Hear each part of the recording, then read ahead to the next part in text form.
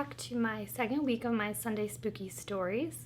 This week I'm going to have 2 stories to post just because I couldn't post last week, so there will be 2 this week. The topic that this video is going to be about is about Peg Entwistle. Peg is someone that I wanted to cover for my Sunday Spooky Stories for a while, but since Hollywood on Netflix just came out, I thought that now would be a good time to talk about her since so many people are watching the series. Peg Entwistle was born February 5th, 1908 in Port Talbot, Wales, to English parents. It's believed that she was born in Wales because her family was currently vacationing there at that time. Peg's name at birth also was actually Millicent Lillian Entwistle, and after she was born, her family eventually moved back to England. Her father, Robert, was an actor on stage in England, and her uncle Charles was also a stage actor in England, so her family was very involved in theater at that time. It's sadly said that Peg's parents divorced when she was only 2, and that her father filed divorce from her mother, and the reasoning was that it was because her mother was just not fit to be a mother. So Peg's father had sole custody of Peg, and she lived with him in England. Pretty soon after Peg's parents got divorced, Peg's Uncle Charles and her Aunt Jane actually moved to America. Since I said they also were involved in the theater industry, they wanted to go to America to pursue their acting careers. Peg and her father would follow them in 1913. Robert, her father, had some opportunities to work as a stage manager, so Peg and her father immigrated over to America as well. In 1914, Peg's father would remarry to a woman named Loretta, and at this point, Peg finally had another mother figure in her life, which was great since she had not had a mother since she was 2 years old. Peg's childhood was spent between Ohio and New York City. The reason for that is her aunt and uncle owned a home in Ohio, and she would frequently go there. She loved horseback riding there, and it was kind of their getaway from the city. The other portion of Peg's life was spent in New York City, and in New York, as I mentioned, she was growing up in a family of actors and performers. She was very involved just with being around Broadway and theater there. Peg's first role actually was when she was 12 years old. She was in Peter Pan, and this probably just stemmed from her upbringing since she was just really around the arts all the time. Tragically for Peg, at the height of her childhood, her stepmother Loretta would pass away in 1921 from bacterial meningitis. Peg was only 13 at this time, and this left her kind of in charge of her siblings. She had 2 younger brothers. After Loretta's death, this caused Peg's father, Robert, to rethink his career choice, and he ended up quitting theater and he opened a box store. In his box store, he sold gift boxes. The reason he did this is just because he wanted to provide a more stable life for his children and just to be able to spend more time with his children as well. His gift box store was very successful, and in December 1922, it was very busy during the holiday times, and he actually was working late one night alone. Robert left work that night, and he actually was a victim of a hit and run. It's said to have happened on 72nd and Park, and it's said that he was hit by a limousine. Robert was severely injured in this incident, and he ended up dying from it within a few weeks. At this point, Peg had lost both of her parents in less than 2 years, and her brothers were now orphans, but her Uncle Charles and her Aunt Jane would take them in. So instead of going to an orphanage, Peg and her 2 younger brothers moved to Santa Monica to be with her aunt and uncle as they were out there because they were still working on their acting careers. Peg actually would also attend high school in California. She went to the Bishop School, which was in La Jolla. It was a private boarding all-girls school. Eventually, moving from Santa Monica, Peg's aunt and uncle purchased a house in the new housing development that was called Hollywoodland. There was tons of advertising for it, and it was situated below Mount Lee, where the Hollywoodland sign was. The Hollywoodland sign at that point was lit by 4,000 bulbs, and it would flash Hollywoodland, then Hollywoodland all at once, and it was definitely a place where a lot of people wanted to live. They purchased their house on Beechwood Drive. It's actually still there today. If you want to visit it, I won't give the address out, but you can Google it and there's tons of photos and you can check it out if you're interested. Now that they moved into the neighborhood, it's said that Peg and her brothers at that time actually used to go up and kind of play around the Hollywood sign quite a lot when they were young. Peg still really wanted to be an actress at this point in her life. She had still grown up around it, from whether it be her father or now she was actually living in Los Angeles with her aunt and uncle, so she was kind of even more involved within that industry. So in 1925, Peg made the decision to head to Boston, where she would study at Henry Jewett's theater, and she actually became a Henry Jewett player, and Henry Jewett's players at that time were becoming kind of really famous, and they were becoming really well known in the theater industry. A notable role that she actually had when she was young was when she was 17, and she played Hedwig in The Wild Duck, and it's actually said by Betty Davis that this is what inspired her to become an actress. Peg really learned a lot at the theater in Boston, and then she actually ended up moving to New York City, where she became part of the New York Theater Guild. Peg would have lots of success with the New York Theater Guild. She actually starred in Tommy, which had over 232 performances on Broadway, and at this point she was only 18 years old, which was really amazing for her to be doing all that at such a young age. The Guild is where Peg would meet her husband, and it's also what would start her eventual downfall in just the acting industry and in her life as well. In 1927, Peg met and married Robert Lee Keith. He was a fellow actor, and he was actually 10 years older than her. It's said that they married after 4 days and they only had one date, and a lot of people noticed this, and they pretty much said that it was very unusual for Peg to be doing something like this. Since it was so out of character for Peg, people thought that maybe perhaps she was doing it to help her career out. But Robert was an alcoholic, and he also was married and divorced 2 times prior to Peg, and this is something that he kept secret from her, and not only that, he also kept a son a secret from her as well. They would only be together for 2 years, but during this time, Robert's behavior took a toll on his career, but more importantly, it really took a toll on Peg's career. It's said that when Peg was working, Robert frequently stalked the stage or the studios that she would be working at, especially if he had been drinking, and kind of would just harass Peg and harass the whole crew.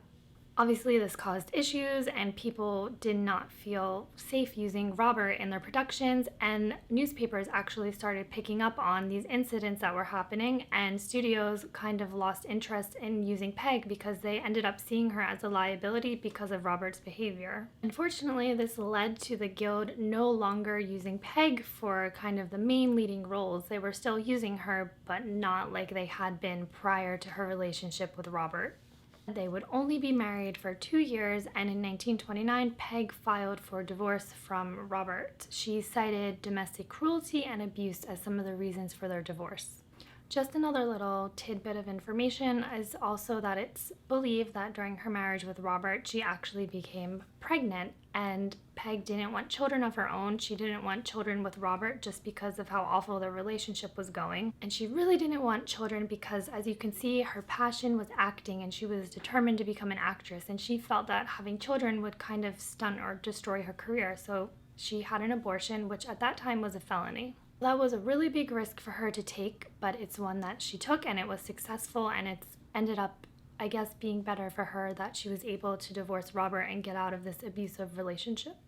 There's also some other incidents that cite, for example, Peg and Robert were at dinner in New York, and they were approached by a New York detective, and he came up to Robert saying he owed $1,000 in child support. And Peg and Robert just did not have that money to spend, so she actually had to ask the Guild for a loan. The Guild agreed, but it was under the conditions that the repayment would be taken out of Peg's paychecks, and that was also just very difficult and rough for her because she was making money then, and Robert was using her money also to fuel his drinking. Peg continued to act in theater, but she just never had the success that she had prior to her relationship with Robert, which is just really unfortunate for her because at age 19, she had been really flourishing on Broadway. She married Robert when she was 19, and then by the time they divorced, she was about 21, so just so much changed in those 3 years for her. From 1929 to 1932, Peg's acting career was just kind of flat. She was auditioning for things, but just nothing was really sticking for her until she landed her first movie role.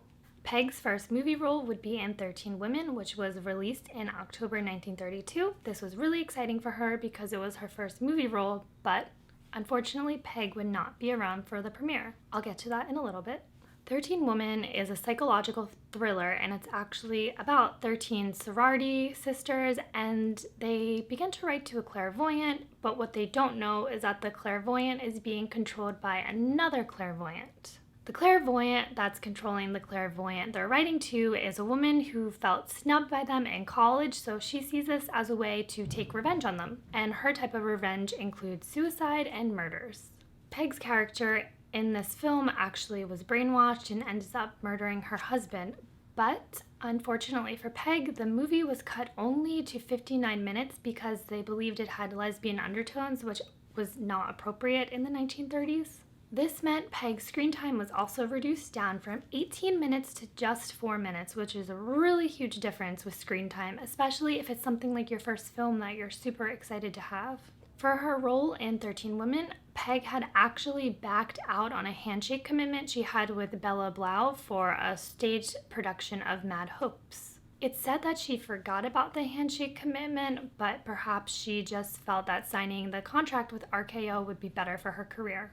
Early reviews of 13 Women came in, and the reviews were pretty bad, pretty terrible, and RKO actually ended up dropping and canceling all contracts with everyone except their A-listers, so this included Peg. So now with Peg being dropped from her contract by RKO, she couldn't go back to the theater guild really because of her past history with Robert, and she went back on her handshake commitment with Broadway, so this kind of put her in a weird area where people maybe didn't want to work with her, or she wasn't being offered the roles that she thought she was capable of. Peg had no money at this point, and her apartment in New York and her apartment in Hollywood were actually repossessed, and all her belongings and her furniture was sold, and she had to move back in with her aunt and uncle. To make matters worse, when Peg was going through all of this, she found out that her ex-husband Robert had remarried. He was a recovered alcoholic, and he was now a successful writer for film and theater. Peg's ex-husband Robert would go on to star in over 40 films, including Guys and Dolls with Marlon Brando, as well as The Wild One with Marlon Brando, and he also starred in TV. For example, he was in The Twilight Zone and Alfred Hitchcock's Presents.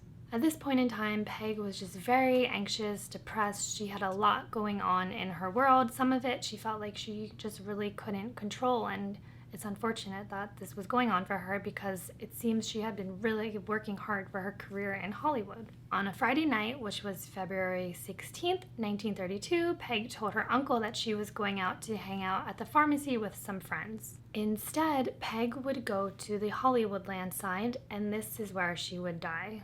Peg hiked Mount Lee to the Hollywood sign, and when she was there, she took off her shoes, she took off her coat, and she took her bag off, and she placed it all on the ground together. She then climbed the H on the Hollywood sign, and this is where she jumped to her death. A hiker actually found Peg's belongings the next day, and they actually found a suicide note in her purse. The suicide note read, "I am a coward. I am sorry for everything. If I had done it a long time ago, it would have saved a lot of pain. P.E." This was turned into the police, and later on her body was actually found at the base of the Hollywood sign in a ravine. Her cause of death was listed as multiple fractures to the pelvis, which gruesomely means that she pretty much bled out until she died, but they also listed suicide due to despondency as a reason, or like just loss of hope, loss of courage, loss of spirits. Obviously, newspapers found out about this pretty quick, and they started running articles on Peg talking about an actress, a failed young actress who jumped from the Hollywood sign. But if you think about it, Peg really was anything but a failure in her career. By the time she was 18, she had a very successful career. If you think about it, it's more kind of like life in a way failed Peg. For example, she lost 3 parents, whether it be her parents being divorced when she was just 2, or her father and her stepmom dying only less than 2 years apart.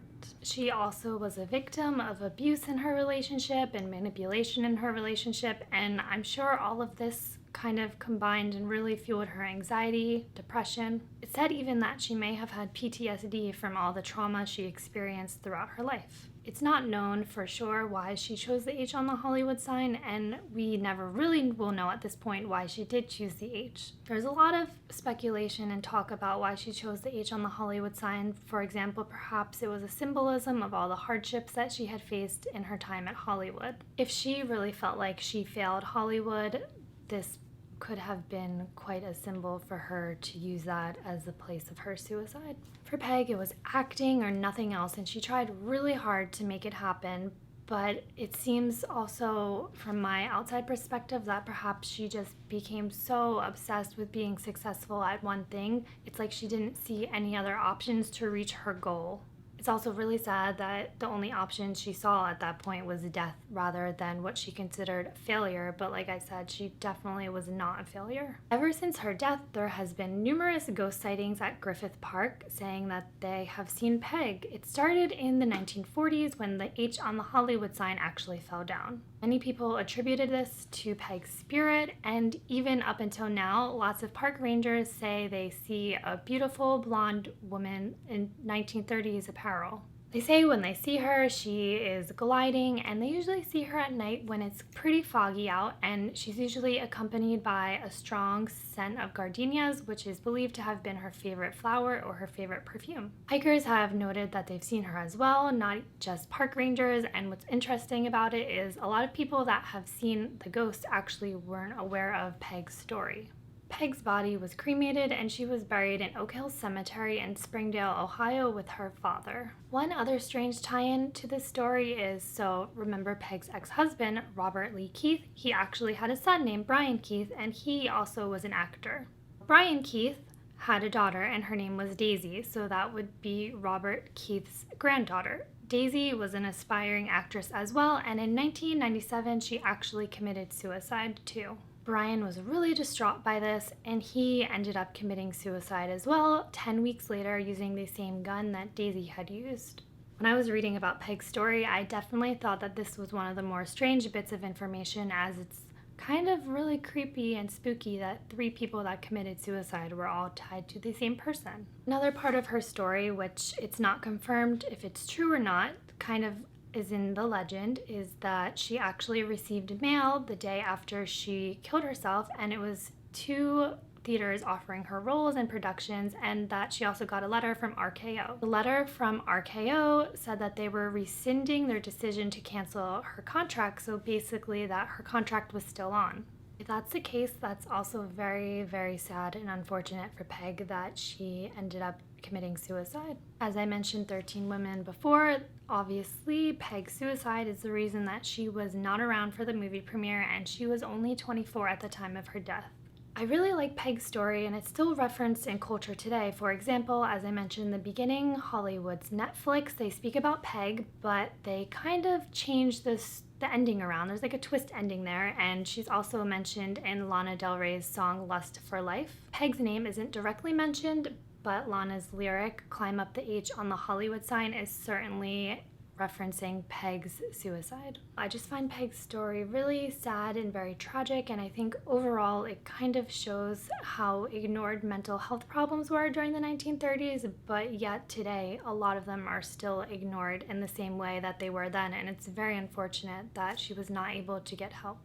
And if you're interested in seeing her ghost, like I said, apparently it's at Griffith Park. Some nights Griffith Park is open as late as 10:30 p.m., so you definitely could go do a Hollywood sign hike and maybe you'll see her ghost. Today, Peg is still known as the Hollywood sign girl, and she's kind of still the symbol for a failed actress, which I think is kind of a shame because, as I mentioned, she really was not a failed actress. Anyways, that's my little story on Peg. I hope that you enjoyed it. Make sure to subscribe because I'll be uploading Sunday Spooky Stories every week, and they cover different realms of things, all within the spooky macabre genre though. If you have any suggestions on topics or any questions, or you know any more information about Peg, feel free to leave a comment. I'd love to hear it, and also press the thumbs up button if you enjoyed the story.